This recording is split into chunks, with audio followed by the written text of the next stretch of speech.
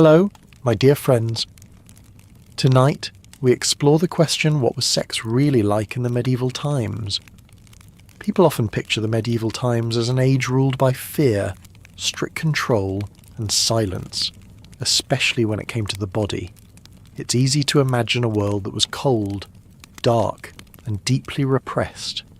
The church seemed to speak with the only voice, and that voice warned against pleasure, urged people to reject the body and to focus solely on the soul. But was that truly the whole story? If you see anything in the video that you don't like, please give me feedback so I can help you sleep better. Before I continue, if this kind of quiet story is your thing, feel free to follow the channel, and if you want, tell me where you're listening from and what time it is for you right now. I always like knowing who's here, sharing this piece of the night.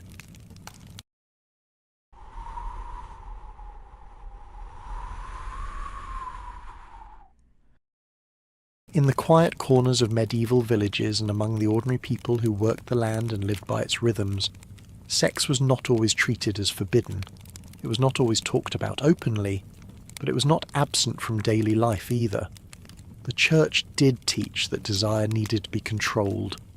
From the pulpit, priests warned of lust as a temptation, something that could lead to sin. Religious texts listed specific acts and classified them by severity.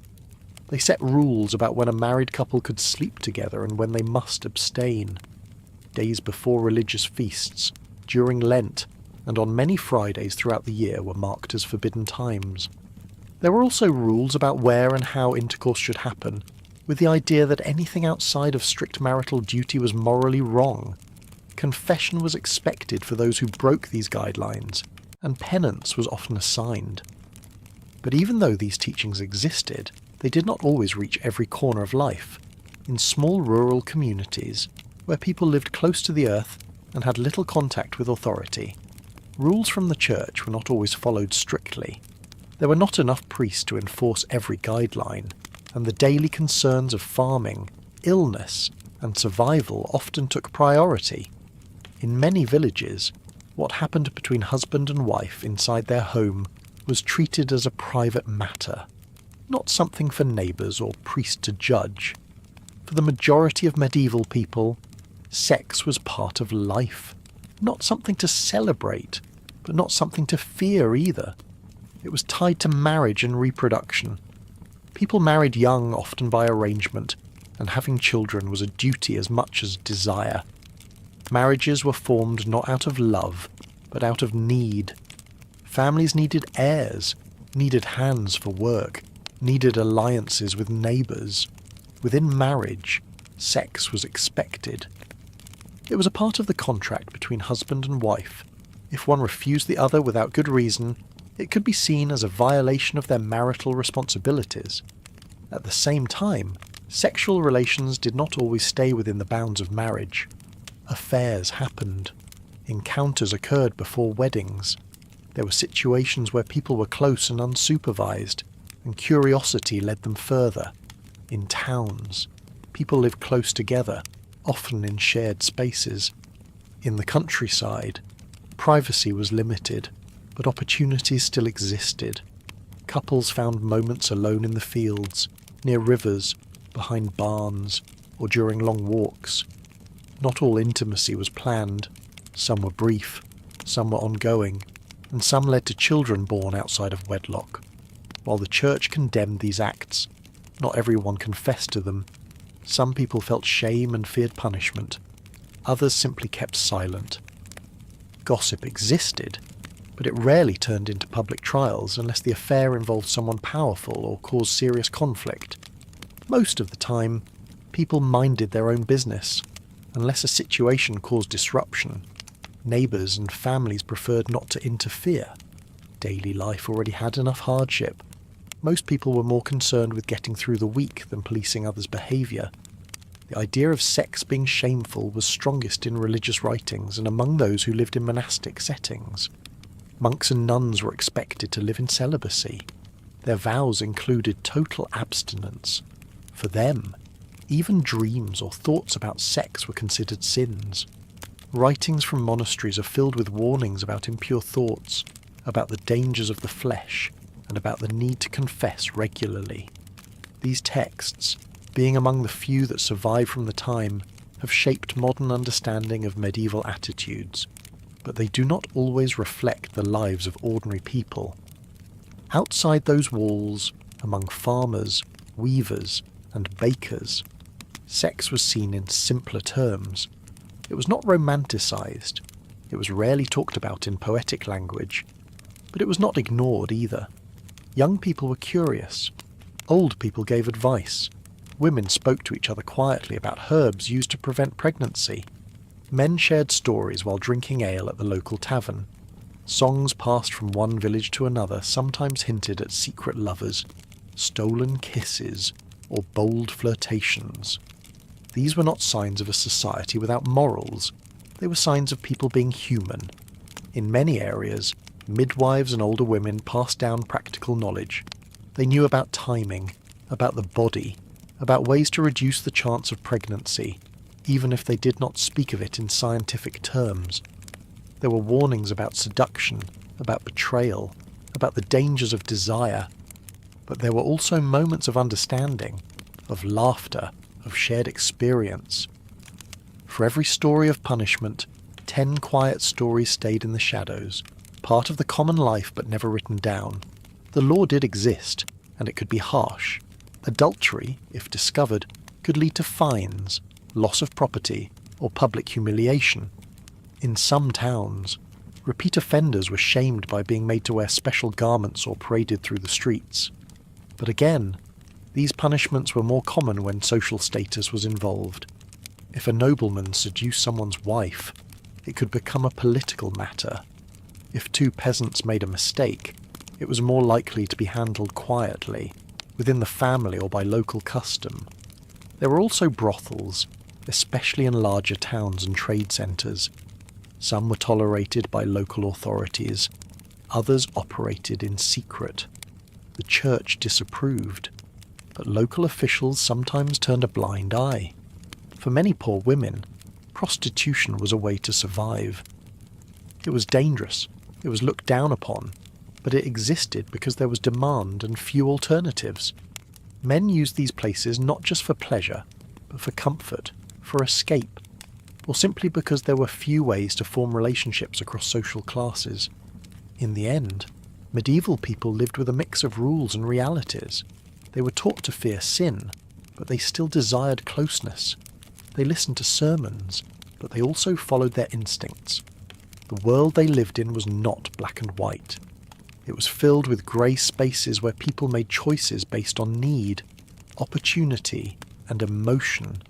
Sex was not always noble, not always pure, but it was never completely absent. It existed quietly, sometimes in shadows, sometimes in whispers, sometimes in plain sight. It was a part of being alive, even in a time shaped by war, famine, faith, and fear. In the Middle Ages, most people did not have separate bedrooms. The idea of privacy, especially in rural homes or among working families, was almost non-existent. A single room often served as a kitchen, dining space, work area, and sleeping quarters. At night, when the fire was banked low and the candles had been blown out, everyone settled into whatever space was available. Children, elders, parents, and sometimes even guests shared the same 4 walls. In some cases, they all shared the same bed. Beds were not common in poor households. A mattress, if there was one, might be made of straw wrapped in coarse cloth, laid directly on the floor or on a wooden frame. Some families had a large bed with a wooden base, while others simply lay out layers of straw or rushes in a corner. These beds were wide but flat, and everyone squeezed in together for warmth. Children nestled between their parents or at the foot of the bed. Grandparents slept with their backs to the wall. There was no division, no curtains, and no quiet corners, just one space, shared by all. The sounds of the night were familiar. The crackle of embers, the creak of wood beams, the occasional cough or murmur. In the cold months, animals sometimes slept inside, adding their own breath and movement to the stillness. A dog might curl up by the hearth, or chickens roost near the door. Under these conditions, nothing stayed hidden for long. Every movement, every whisper, every shift in the straw was heard, even if it was not acknowledged. Couples who wanted to be intimate had to navigate this shared space with care. There was no closing the door, no waiting for privacy. The only real option was to wait until others were asleep and hope the darkness covered enough. Some might turn their backs, pretend not to hear, or shift quietly to give space. It was not that they didn't notice. It was simply understood. Life was lived close, and what happened at night was part of that closeness. Children grew up hearing the natural rhythms of adult life. There was no explanation, but also no drama. What was private was made so by silence, not by space. People did not talk openly about such matters, but they didn't act as though they didn't exist either. Young people learned through observation. They saw how their parents moved, how couples behaved, how the household flowed. Over time, they understood, even without being told. In some homes, there was an effort to create a bit of separation. A curtain might be hung from the ceiling to section off a corner. A wooden screen might stand beside the bed. These efforts offered a feeling of privacy more than real concealment. Voices still carried. Movement was still noticed, but it gave a sense of dignity, a boundary, even if it was thin and fragile. In better-off homes, the parents might have a small alcove or a bed with a canopy and curtains, but this was rare among peasants and townsfolk. In large families, the sleeping arrangements could change from night to night. A relative visiting from another village might sleep on the floor near the fire. A child who wets the bed might be moved to sleep with a sibling instead. During sickness, someone might sleep close to the warmth, while others shifted to make space. There was no fixed arrangement. Everyone adjusted based on need. Even in wealthier homes, full privacy was not guaranteed. A noble's chamber might include servants sleeping on a bench at the foot of the bed, or in the same room behind a screen. In castles, the lord and lady often shared a room.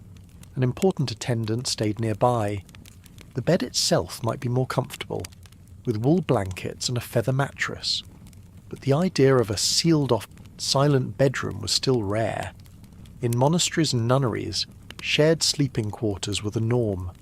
Monks and nuns slept in rows, often fully clothed on narrow cots. Speaking was discouraged. At night, they rose for prayer at regular intervals. The body was seen as something to manage, not to indulge. In this setting, even the thought of privacy was avoided. Control of desire was part of the discipline. Yet, despite all efforts, moments of closeness still happened, even there. Back in the villages, couples became skilled at moving quietly, at understanding each other with few words. A touch of the hand, a certain glance, a pause before lying down. These were the signals, soft and patient, shared under blankets while others breathed deeply nearby. There was no perfect moment, no ideal setting, just a willingness to share a few minutes together in the dark under the hum of daily life. Sometimes intimacy had to wait. A mother nursing a baby, a child with a fever, or a guest staying over might make it impossible. On other nights, exhaustion left no room for anything but sleep. Days were long and work was heavy. Even when there was desire, the body didn't always have the strength. People accepted that. There was no pressure for passion to be constant, just small, quiet times, found when they could be. Because everything was shared, people learned not to stare, not to ask, not to intrude. What happened behind a blanket or under a cloak was not discussed. Discretion was taught without needing words. Everyone knew, from experience, how thin the walls were, even when there were no walls at all. This kind of closeness shaped how people saw the body, how they understood modesty, and how they treated one another. Nudity was not common, but it was not shocking. Children bathed with their parents. Workers changed clothes in front of each other. Privacy was more about intention than space. If someone turned away, it meant respect. If someone kept their voice low, it meant care. These small actions were how people created boundaries in a world without rooms. When a couple had no choice but to be silent, they became more attuned. They listened to the rhythm of the house, waited for the right moment, and found ways to be gentle. A creaking board or a sudden cough might stop everything, but sometimes the stillness held, and they stayed close for a while, with only the sound of breathing and the crackle of coals to mark the moment. The lack of privacy was not seen as a hardship. It was simply the way things were. People didn't expect more. They lived with it, adjusted to it, and found moments of connection within it, in that world, where space was tight and families were large. Every small act of affection had to fit quietly into the rhythm of the house. Even now, in the silence of old stone houses and forgotten cottages, the memory of those nights lingers, not as grand stories or bold gestures, but as soft echoes in shared spaces, where sleep, love, duty, and stillness all lay together on the same bed of straw. In the medieval countryside, most people lived in small one-room homes. These houses were made of timber and clay, with thatched roofs and dirt floors. Inside, there was little furniture, a bench, a table, a few stools, and perhaps a chest where all a family. If they were fortunate, they had a hearth in the centre for cooking and warmth, but most did not have a proper bed. A soft, raised sleeping surface was a luxury for the rich. For everyone else, sleep happened on sacks of straw, laid directly on the floor, often shared with others in the household.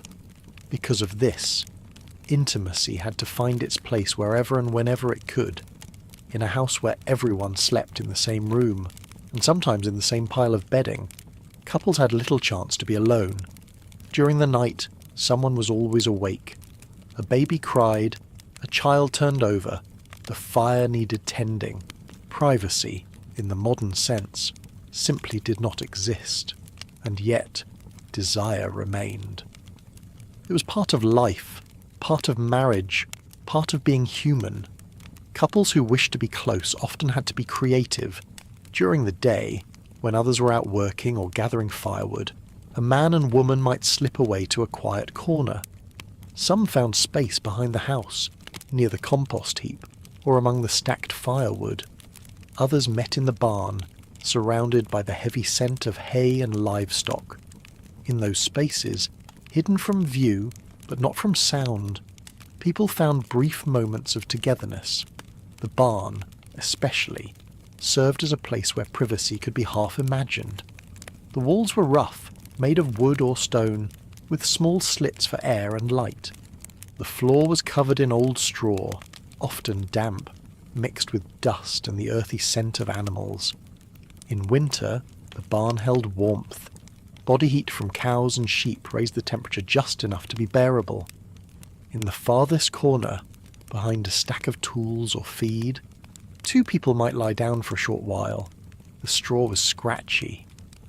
The cold seeped through clothing, but even so, it was better than nothing. In the stillness of those barns, every breath could be heard. There was no soft mattress, no clean sheet, no warmth beyond what two bodies could create. But that closeness brought a different kind of intensity. Without comfort, without softness, the senses became sharper. The feel of another's skin through rough fabric, the scent of sweat mixed with hay, the pressure of hands and limbs in a narrow space. It was not gentle, not elegant, but it was real. Sometimes, the corner of the kitchen was used.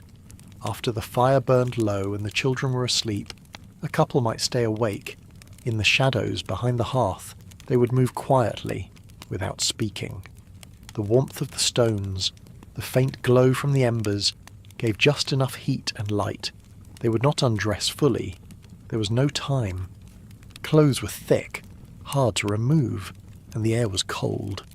But closeness did not require full undressing. A touch, a shift in position, and the act could happen quickly. Not rushed, but not leisurely either. Even outdoors, opportunities were taken. In the summer, when the air was warm and the days long, people sometimes stayed outside after dark. A walk into the trees, or a pause behind a stone wall, offered a brief escape from the ever-watchful eyes of family and neighbours. The grass was damp, the ground uneven, but there was a freedom in the open sky that indoor spaces could not provide. These were not grand romantic gestures. There were no soft blankets, no candles, no words, just two people, reaching for warmth in whatever way they could. It was not always about passion. Often, it was about connection. A moment to be reminded of each other, a chance to share something private in a life where almost nothing was one's own. For women, especially, whose days were filled with labour, children, and obedience. These small moments mattered. They were not glamorous. They were not celebrated. But they helped to carry people through the long days. The act itself, in these settings, was not graceful. There was no bed to support the body, no pillow to soften the weight. Movements had to be quiet, faces pressed into sleeves to muffle sound. Hands clutched rough wood or stone to stay steady. If a cow stirred nearby or a floorboard creaked, everything paused. Silence was survival. Being caught was not always dangerous, but it was always embarrassing. Still, despite the risk and the discomfort, people continued, because desire was not something that could be stopped by poverty, because human closeness did not require wealth, and because even in the coldest nights, the body remembered warmth. For those with no house of their own, intimacy became even harder. Labourers who lived in barns or who followed seasonal work often slept in communal arrangements. A shared room above the stable, a space in a loft packed with strangers. In those places, sex was a rare thing. When it did happen, it was almost always outdoors or during moments of escape. Some paid for the company in town, others waited until they returned to their village. Longing was constant, but patience was forced by circumstance. Among the poor, relationships were not idealized. A wife was a partner in work and survival. A husband was someone who brought food and strength. Sex was part of the bond, but it was not surrounded by luxury. It came with dirt under fingernails, the smell of smoke in hair, and bodies too tired to pretend. But it still came, because it was part of life. Not an escape from hardship, but something that made the hardship easier to bear, even when a couple had their own space. Perhaps a corner curtained off or a small shed behind the house. The feeling remained the same.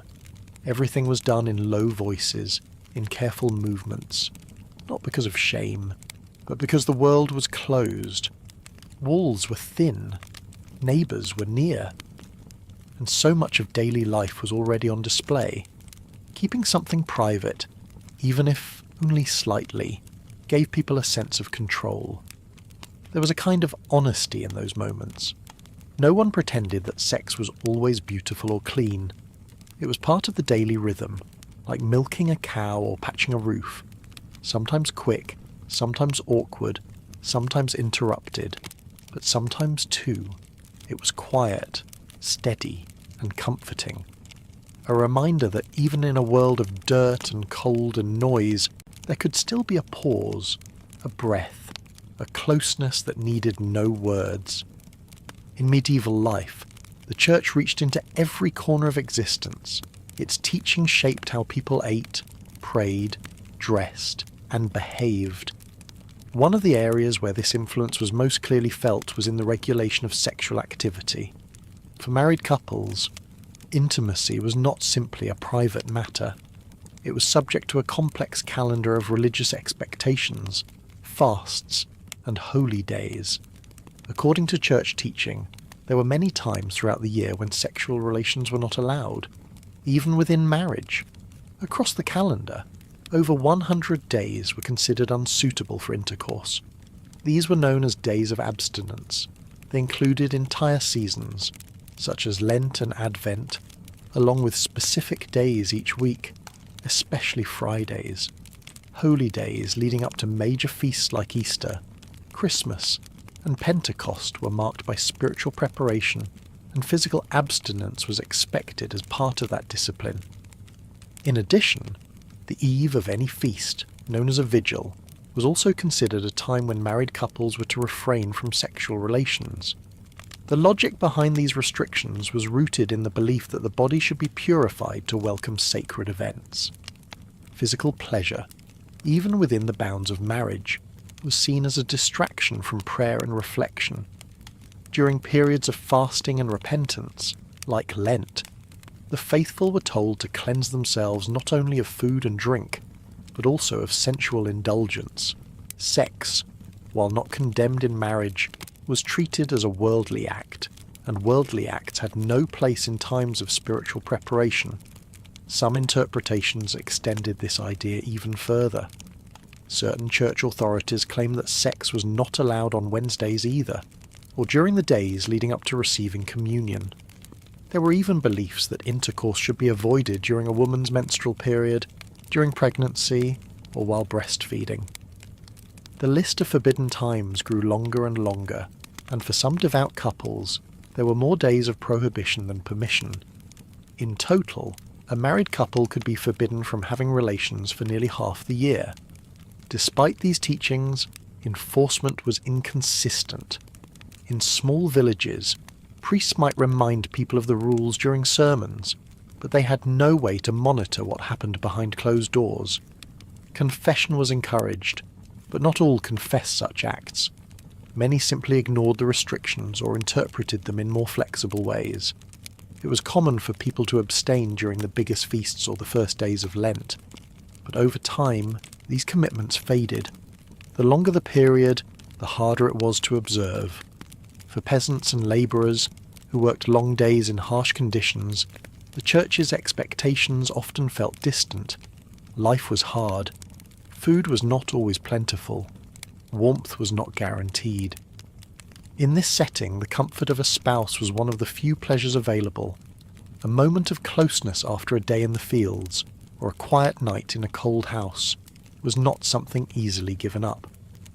While the church spoke of sacrifice, many villagers believed that survival required its forms of grace. In towns and cities, where priests and officials were more present, there was more pressure to obey. Confession was taken more seriously. Public acts of penance were more common. Still, even in these settings, people found ways to bend the rules. A married couple might rationalize that their union was strong and their faith sincere, even if they failed to abstain perfectly. Others simply avoided confession during seasons when they knew they had broken the rules. The church did offer guidance for those who wanted to follow the rules closely. Manuals for confessors listed specific questions to ask. Did the couple abstain during Lent? Did they avoid intercourse on feast days? Did they show proper remorse if they failed? These manuals were detailed and serious. They expected the confessor to assign a penance that matched the nature and frequency of the offence. But the effectiveness of this system depended entirely on the honesty of the penitent and the rigour of the priest. Over time, the gap between teaching and practice became widely known. People still respected the church, but they adapted its rules to fit their lives. In the same way, they might water down wine to make it last, and they adjusted religious expectations to make them livable. They did not see themselves as rebellious. They simply lived in a world where rules had to make sense within the limits of daily life. Some clergy understood this and looked the other way. They knew their parishioners were doing their best. Others were stricter and used fear to enforce discipline. Stories circulated about people who defied church rules and suffered for it. A bad harvest might be blamed on impurity during Lent. A sick child might be seen as punishment for a parent's disobedience. But these stories were often treated more like cautionary tales than a certain truth. Among the poor, these warnings lost even more of their power. A couple who slept together during a forbidden time might simply avoid confession for a while. They might promise to do better next year, or they might shrug and say that God would understand. In practice, very few people could afford to give up intimacy for months at a time. The idea of abstaining for all of Lent, for example, was difficult to accept when one shared a bed with a spouse in a small home with no division of space. Even those who wanted to obey sometimes failed. They might begin Lent with good intentions, but as the weeks passed, the old habits returned. A night of warmth, a moment of affection, and the rules slipped away. The act itself was brief. No one spoke of it the next day, and when Easter came, they stepped into church with everyone else. No different, no more or less faithful than their neighbours. For some, guilt lingered. For others, it passed quickly. The rhythm of the year moved on. The fields needed ploughing. Animals needed care. Children needed food. The church calendar was full, but so was life. Between the fasts and the feasts, between the prayers and the tasks, people found their own ways to balance body and spirit. The church never stopped teaching these rules. They were repeated year after year, in every parish, in every season. But as long as people lived close to one another, slept in shared spaces, and relied on small comforts to get through long winters, the rules were never followed completely, not out of rebellion. The Church's effort to regulate sexual behaviour in the Middle Ages did not end with public sermons or seasonal restrictions. It extended deeply into personal conscience, using confession as a tool to examine and correct intimate behaviour. This system relied heavily on written manuals known as penitentials. These books, compiled by clergy between the 6th and 12th centuries, listed hundreds of sins along with their corresponding penances. They were not meant for ordinary people to read. Instead, they were guidebooks for confessors, offering a detailed map of the moral landscape, especially in matters related to the body. Among the entries in these manuals, sexual sins took up a large portion. The Church believed that human desire needed strong boundaries, and the penitentials served to define those boundaries in precise terms. Acts were described plainly, and each was matched with a specific form of penance. These might include fasting for a set number of days, reciting prayers, giving alms, or, in some cases, corporal punishment. The goal was not only to correct the sinner, but also to protect the soul from further harm. There was no single standard. Different regions had different versions. Some were stricter than others, but most shared the same approach. They broke human sexuality into categories of lawful and unlawful, proper and improper, clean and unclean. Even within marriage, not all acts were permitted. Certain positions, times, and intentions were considered sinful. The idea that sex should be only for reproduction was central. Anything that suggested enjoyment or indulgence for its own sake was viewed with suspicion. For example, a married couple who had intercourse on a forbidden holy day might be assigned 7 days of fasting on bread and water. A man who spilled his seed outside his wife's body might be told to abstain from communion for a month. A woman who initiated intimacy too eagerly might be warned that she had disturbed the natural order of things. In some versions of the penitential, more extreme acts were punished with years of penance, sometimes with lifelong consequences. The process was built on confession. A person went to the local priest, often in a quiet corner of the church or in the privacy of a vestry. There, they spoke of their actions. The priest listened, consulted his training manual, and assigned the penance. It was not a court, but it carried weight. Confession was expected regularly, especially before Easter. To receive communion without confessing serious sins was itself a sin. People believed that confession cleansed the soul. It was a duty, but also a relief. The priest had some discretion. Not all penances were given strictly by the book. He might take into account the person's age, situation, or sincerity. A widow struggling to survive might be treated more gently than a wealthy merchant. A young couple just beginning their married life might be guided with patience. But even with flexibility, the rules of the manuals shaped the experience. They gave structure to something otherwise too private for the public eye. In practice, this system created a constant tension. people were taught that God saw all things, even those done in secret. The manuals reinforced this by naming acts people might never have thought sinful.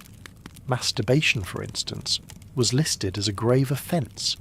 Even sexual dreams, if remembered and enjoyed, were seen as signs of weakness. Touching oneself or another outside of marriage was clearly condemned. Homosexual acts were treated with particular severity. The penalties listed could be extreme, reflecting the Church's deep anxiety about anything outside its norms. Because of this, confession became not just spiritual but psychological. People examined themselves in great detail. They worried not only about what they had done, but about what they had thought or wanted. A stray glance, a moment of pleasure, a feeling that lingered too long, all could be signs of sin. For many, this led to a cycle of guilt and fear, but for others, it was simply the way things were. They confessed, performed their penance, and went back to daily life, in small villages, where people lived close together and had little privacy. Everyone knew who had gone to confession. The priest might not reveal details, but gossip filled the gaps. If someone was seen fasting suddenly, neighbours might guess the reason. If a man avoided communion, whispers followed. This added a layer of public pressure. People were not only afraid of sin, but also of shame. Despite the harshness of some rules, the penitential also reflect a kind of pragmatism. They did not assume people would be perfect. They assumed people would fail and need guidance. That is why the books exist in the first place. They offered a pathway back to grace, even if the steps were steep. In this way, the Church positioned itself as both judge and healer. It named the wound and provided the cure. The language of the manuals was clinical, not poetic. There was no effort to soften the terms. Everything was described plainly, sometimes graphically. This was not out of prurience, but to leave no room for misunderstanding. The Church wanted to be clear about what was acceptable and what was not. In doing so, it created a kind of map for human behaviour, though many found that map hard to follow. Some clergy questioned this approach. As time went on, theologians began to debate the usefulness of listing sins so precisely. They worried that it turned confession into a transaction, that people would focus too much on the penalty and not enough on true repentance. But the manuals remained in use for centuries, especially in rural areas where formal education was limited. They were passed from one priest to another, copied by hand and stored with care. For the average person, the impact was lasting. Even if they had never read a penitential, they felt its influence. They knew which acts were frowned upon. They knew which seasons called for restraint. They knew that sex, while allowed in marriage, came with conditions, that there were rules not only for how and when, but also why. Pleasure alone was never a good enough reason. And so, people lived within these lines. Some followed them closely, others stretched them quietly, but the lines were always there, drawn in ink and reinforced by sermons, by memory, and by the low voice of a priest asking questions no one else would ask. In the structure of medieval life, marriage was not shaped around personal happiness. It was built on obligation, duty, and the practical needs of survival. Families did not wait for love to appear. They arranged unions based on land, alliances, and social standing. Parents, elders, or village leaders often played the central role in these decisions. Young people married when told, not when they felt ready, and certainly not always because they felt affection.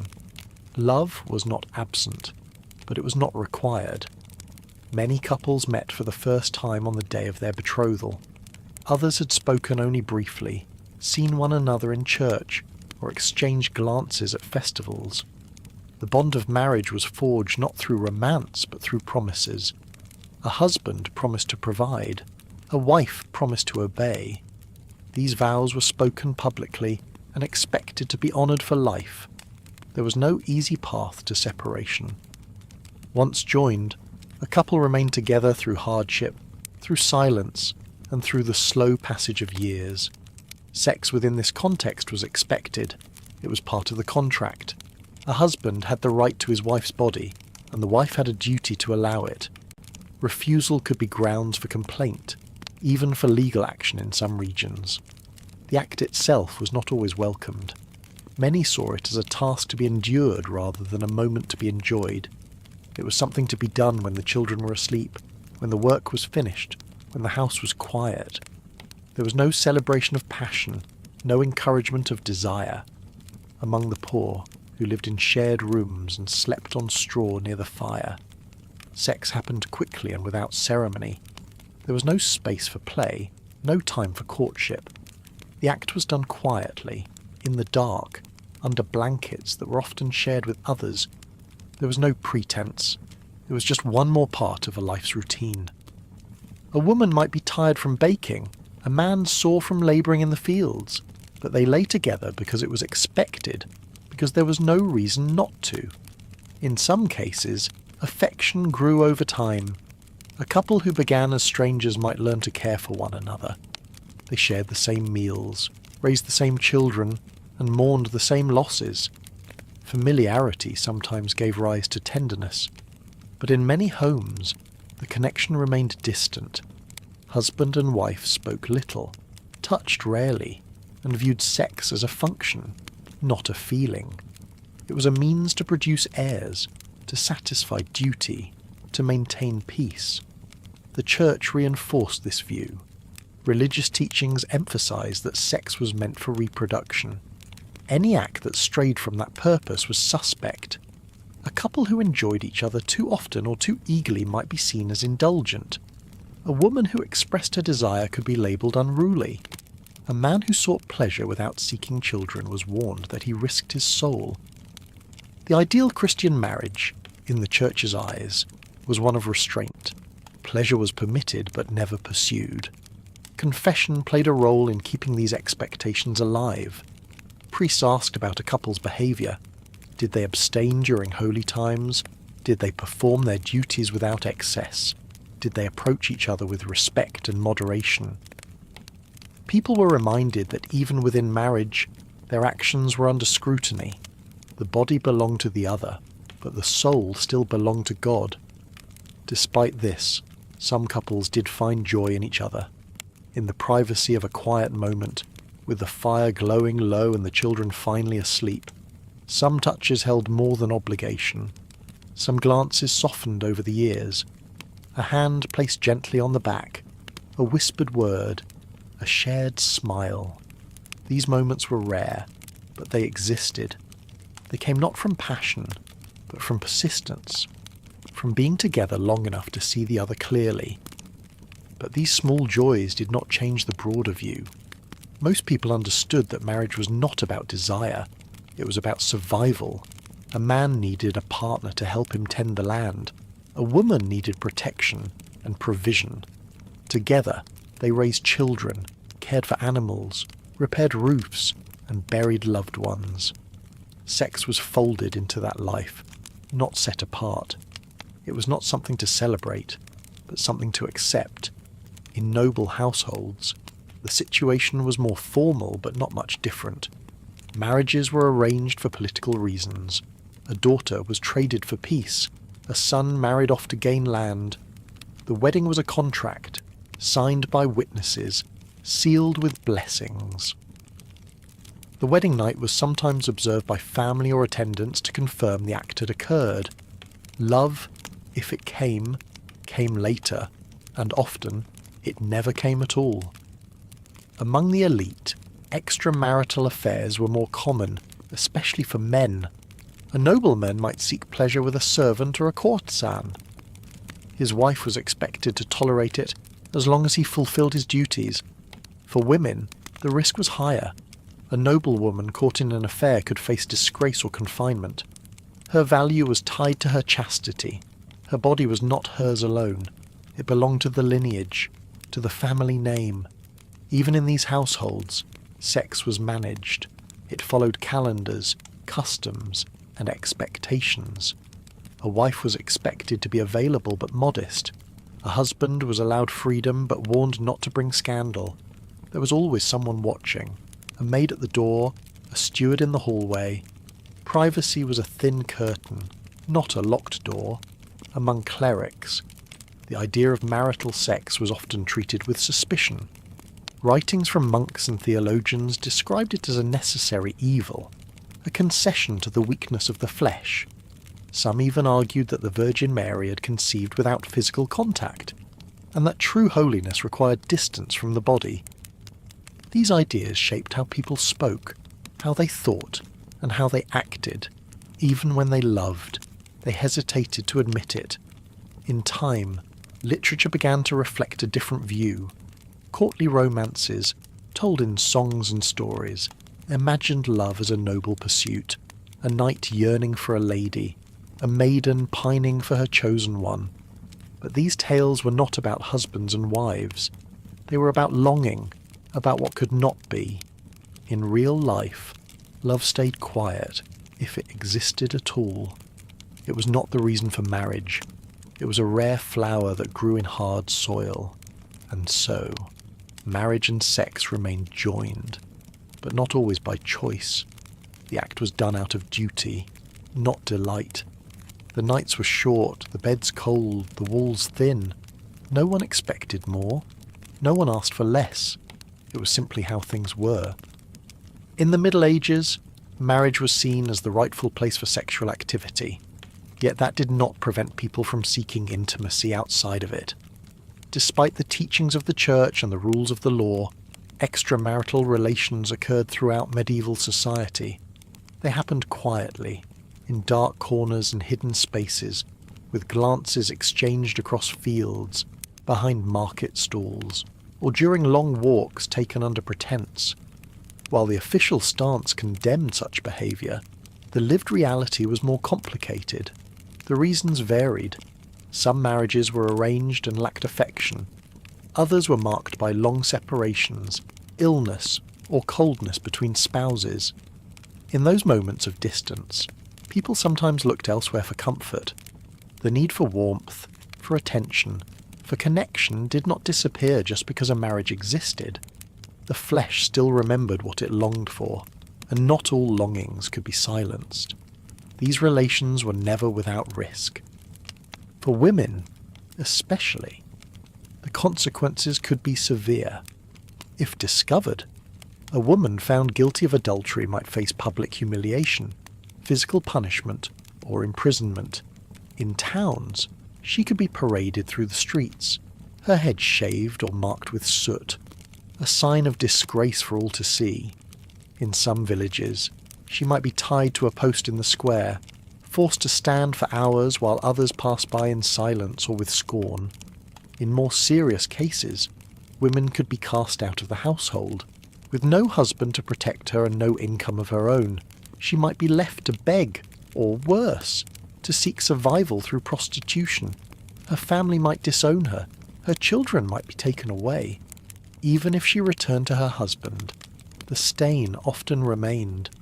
A single act could alter the course of her life, regardless of the reasons behind it. Men, by contrast, faced fewer consequences. A husband's infidelity was often overlooked, especially if he was of higher social standing. A man who slept with a serving girl, a widow, or even another man's wife might be whispered about, but rarely punished, unless he brought public scandal or fathered a child out of wedlock. His reputation usually survived. The system judged men and women differently. What was seen as sin for one was dismissed as weakness for the other. In some cases, the man's offence could be acknowledged, but the penalties remained light: a fine paid to the church, a temporary exclusion from communion, a short period of fasting or penance. The matter would be handled quietly, without the shame or violence inflicted on women. Only when the affair involved someone important or caused disruption in a noble family did it rise to the level of serious concern. Still, the risk was not absent. If a man seduced the daughter of another household or disrupted a marriage alliance through his actions, he could face punishment. In cities with written laws, repeat offences might result in exile or loss of property, but even then, the social cost often fell more heavily on the woman. She would bear the label of loose, of immoral, of unworthy, while the man could return to his life with little lasting harm. Among the poor, these matters were sometimes handled without official involvement. If a woman were caught with another man, her husband might take action himself. A beating, a banishment, or a quiet agreement to separate. The village might gossip but not interfere. Families often settled things behind closed doors, with few records and little ceremony. It was not justice, but it was accepted. In some cases, if both parties were unmarried, the solution was to marry quickly. This was known as marriage by necessity. If a woman became pregnant, and the father admitted his part, the two were wed before the child was born. The union might not be happy, but it removed the shame.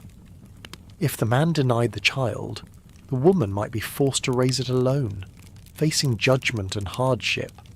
Bastard children were often excluded from inheritance and sometimes from community life. Their mothers bore the burden in full. Clergy preached strongly against adultery. Sermons warned that unfaithful spouses risked eternal damnation. They cited the commandments, the writings of saints, and the examples of fallen figures in Scripture. Priests reminded the faithful that marriage was sacred, and breaking that bond was like breaking faith with God. But the very need to repeat these warnings shows how common such acts were. If people were not tempted, there would be no need to caution them so often. The Church tried to shape behaviour through confession and penance. A person caught in adultery was expected to confess, perform a harsh penance, and avoid the sin in the future. But many avoided confession, others lied. Some simply waited for the matter to fade. The gap between the rule and reality was wide. The desire for connection did not obey church calendars or village laws. In towns and cities, brothels were sometimes used to avoid entanglements. A married man who visited a prostitute could claim it was a brief lapse, not a betrayal of a relationship. The church still condemned it, but society accepted it more easily than emotional affairs. A one-night sin could be confessed and forgotten. A true affair, with affection and secrecy, was harder to forgive. There were also stories of forbidden love. A young couple separated by family wishes. A wife who fell in love with another man. A priest who broke his vows in silence. These stories were rarely written down, but they lived in the songs and whispers of the people. They were not always tales of scandal. Sometimes they were told with sadness, with understanding, with a sense of inevitability. People knew the rules. They also knew the heart did not always follow them. Even noble households were not free of such troubles. A lady might take a lover, at great risk. Her servants might help her or betray her. If discovered, the results could be dramatic. Inheritance questioned. Children declared illegitimate. Alliances shattered. The higher the status, the higher the stakes. Adultery could become a matter of state, not just of sin. But most extramarital acts remained small and secret. A kiss behind a stable, a meeting in the woods, a night in a barn far from watching eyes. These moments were risky, but they happened. Because people were not just roles or rules. They were human. They longed. They strayed. They returned. And when the sun rose, they went back to their homes, back to their spouses, back to the life that waited, with its silence and its expectations. What had passed in the night was carried quietly, in memory alone. In medieval society, there was no formal instruction on sex, no schoolroom lessons, no written guides, no trusted figure is designated to explain the body or desire. What people came to know about intimacy, they learned slowly, quietly, and often awkwardly. The knowledge did not come all at once. It came in pieces. A whispered conversation, a story half heard, a glance in the wrong direction. There was no structure to it, only hints and guesses. Among the young, curiosity came early. They watched animals in the field, saw the way people paired off at festivals, and noticed changes in their own bodies without knowing what they meant. The adults around them offered little in the way of explanation. Some gave warnings, some said nothing, some threatened punishment for questions that strayed too far. For the most part, children were left to figure things out on their own. There were no books to consult. Literacy was rare. Even those who could read found no useful guidance. Religious texts spoke of sin and temptation, but not of experience or emotion. Medical manuals, written in Latin, described the body in abstract terms. They named parts, listed fluids, offered balances of heat and cold, but said little about what it meant to share a bed with another person. The Church discouraged open discussion. It feared that speaking about sex too clearly might encourage it. So, understanding came from observation. A boy watched older men and copied their manner. A girl listened to the women at the well and caught bits of advice wrapped in jokes. Married couples rarely spoke of what passed between them. It was considered private, even sacred, and certainly not something to be described in detail. Silence surrounded the topic. Yet behind that silence, the act itself remained a part of life. The wedding night, for many, was the first time anything became clear. There was no preparation, no gentle conversation, only expectations. A husband was told it was his right. A wife was told it was her duty. What happened next depended on temperament, luck, and guesswork. Some managed with kindness, others fumbled, still others forced what they did not understand. Confusion was common, fear was not unusual.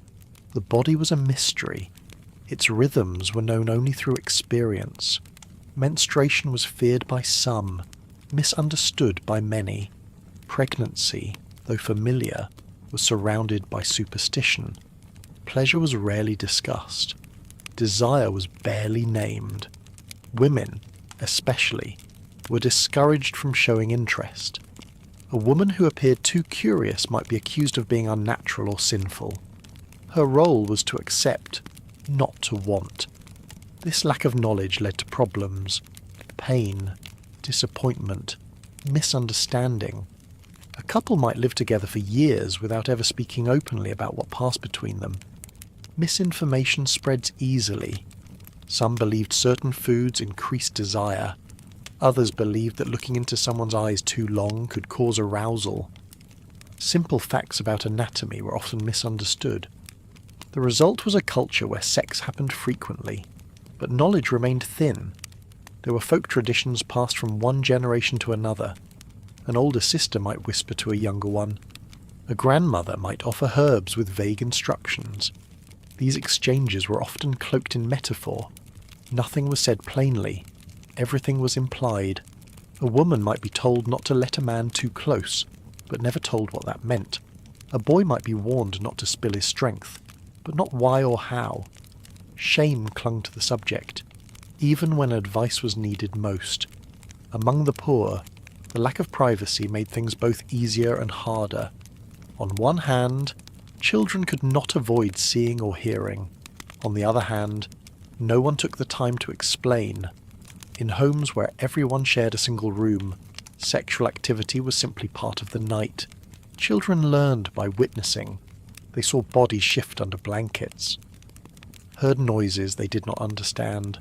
No one explained, and so they filled in the gaps with imagination. For those who worked in more enclosed spaces, like monasteries or noble households, knowledge was even more restricted. Monks and nuns were expected to remain chaste, to avoid thinking about the body at all.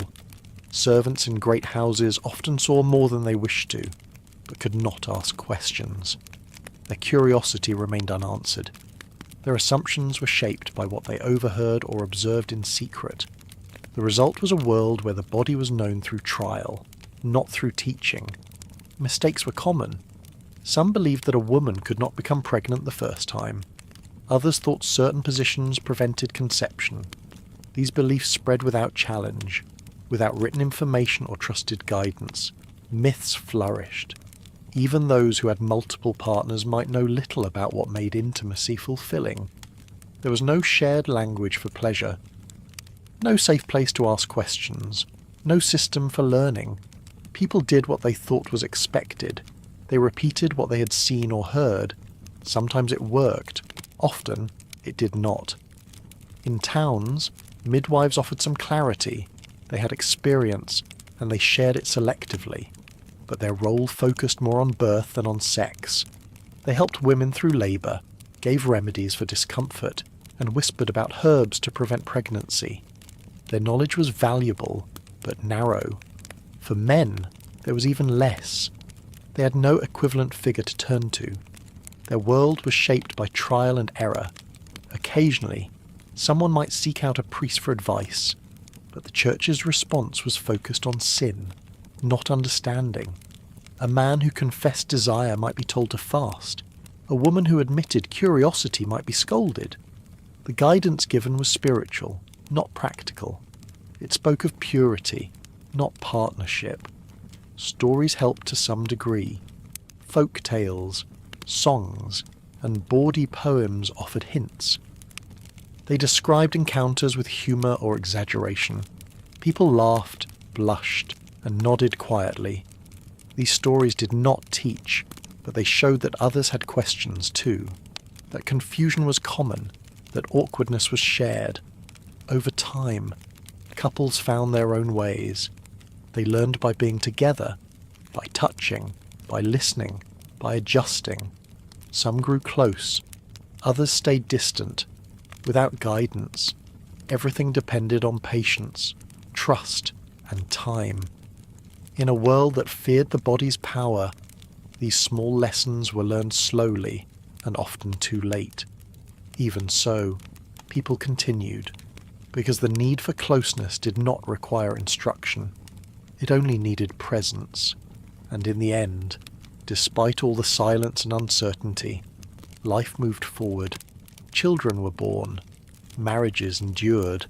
The body remembered what the mind did not yet understand. In the towns and cities of medieval Europe, brothels were not hidden in shadows. They were known, visible, and often tolerated by both local authorities and, in some cases, the church itself. In marketplaces, near ports, and along busy streets, certain neighbourhoods came to be known for these establishments.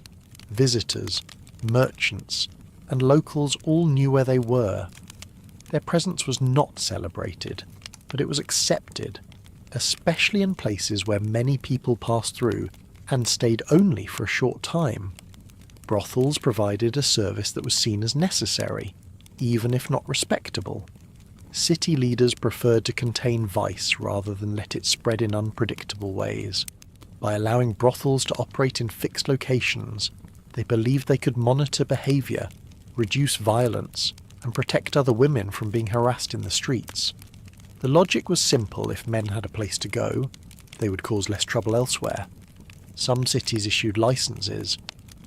These documents gave official permission for a house to operate as a brothel. With the license came rules. Women who worked there had to be registered. The building had to be maintained. The owner had to ensure order. Taxes or fees were sometimes collected, contributing to the city's revenue. This arrangement made brothels both tolerated and regulated, a strange mix of disapproval and dependence. In certain places, the church itself was involved.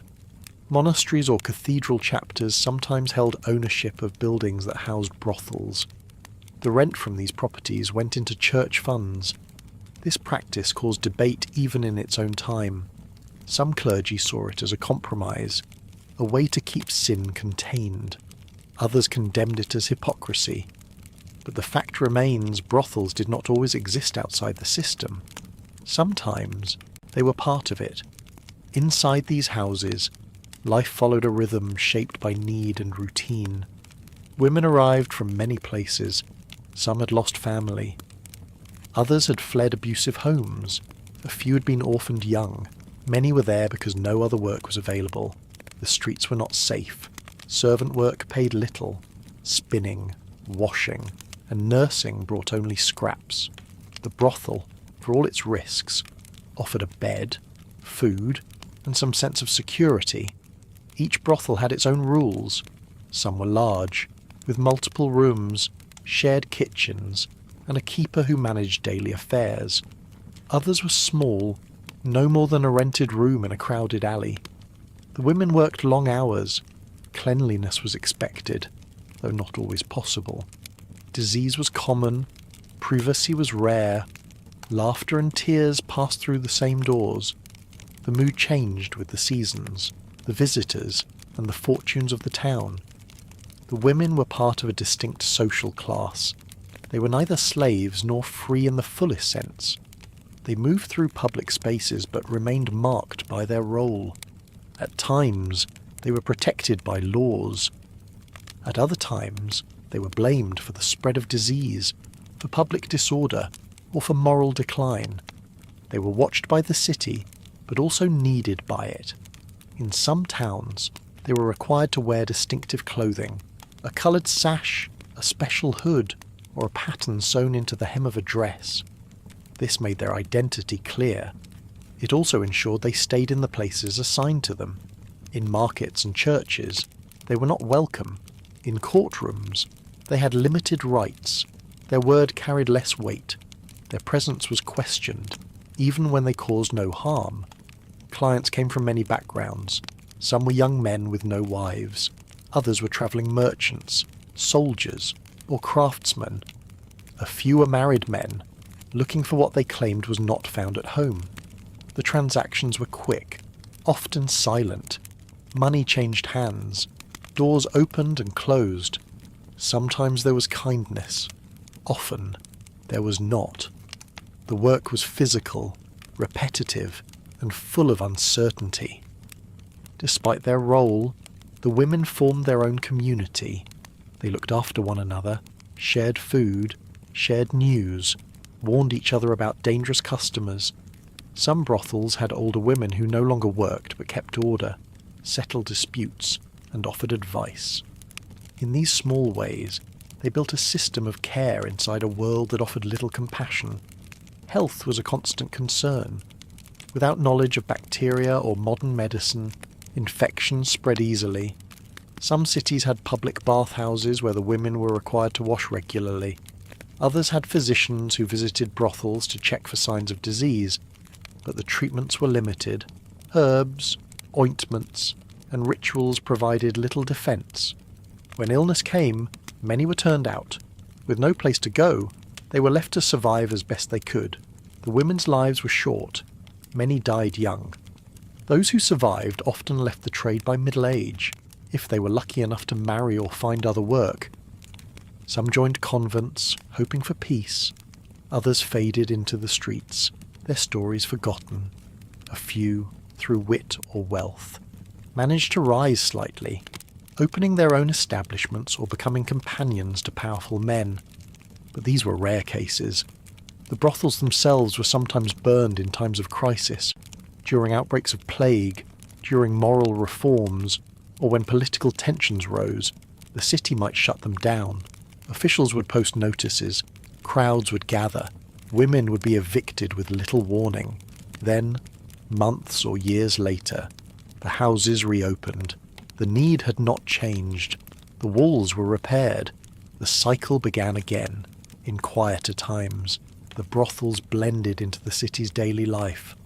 Bakers sold bread to them. Tailors mended their clothes. Neighbours exchanged greetings, even if they looked away. The brothels were not hidden. Everyone knew they were there. No one talked about them in sermons, but no one truly tried to erase them either. For all their hardship, these places gave shelter to those with nowhere else to go. They reflected the contradictions of the time, a society that preached purity but made room for indulgence, a system that condemned the body's needs while profiting from them. The women inside bore the weight of that contradiction. They were judged, yet needed, silenced, yet visible, excluded, yet always present. They lived in small rooms with low ceilings and worn blankets. They heard the bells of the church in the morning and the voices of the marketplace at dusk. They washed with cold water, braided their hair by candlelight, and waited for footsteps at the door. And through it all, the city continued. The streets filled, the seasons turned, the laws shifted, but behind certain doors, the same work continued, quiet, persistent, and never quite spoken aloud. In the formal world of medieval life, the Church maintained control over much of what people read, heard, and believed. Official sermons focused on virtue, approved books taught prayer, discipline, and the path to salvation. Public art reinforced religious messages. Yet beneath this layer of order and doctrine, a quieter world existed. A world of stories told in whispers, passed hand to hand, hidden beneath beds or inside locked chests. These were the erotic texts of the Middle Ages, and though few dared to speak of them openly, they were never entirely absent. Most of these works were not printed in bulk or shared widely. They were handwritten, copied carefully by scribes or readers who valued what they contained. Some were kept in private libraries, others were lent from one noble household to another, a few were hidden in monastic collections, read by curious monks in the stillness of the scriptorium. The fact that these texts survived at all speaks to the quiet hunger for knowledge, fantasy, and forbidden pleasure. Many of these manuscripts were disguised. Their titles were vague, their introductions moral in tone. A tale might begin with a warning about sin or a lesson about virtue, but soon shift into something more revealing.